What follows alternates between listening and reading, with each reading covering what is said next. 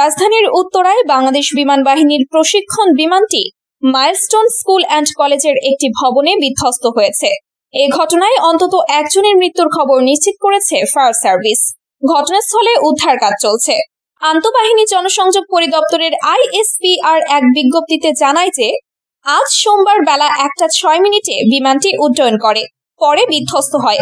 ঘটনাস্থলে থাকা প্রথম আলোর ফটো সাংবাদিক খালেদ সরকার জানান, বিমান বিধ্বস্ত হওয়ার পর মাইলস্টোন স্কুলের ভবনটিতে আগুন ধরে যায়।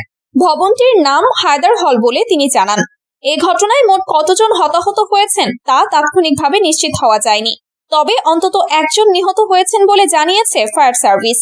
আজ বেলা 2টার কিছু পরে ফায়ার সার্ভিসের নিয়ন্ত্রণ কক্ষের দায়িত্বরত কর্মকর্তা লিমা খান প্রথম আলোকে বলেন, আহত 4 জনকে বিমান বাহিনীর হেলিকপ্টারে করে সম্মিলিত সামরিক হাসপাতালে নেওয়া হয়েছে।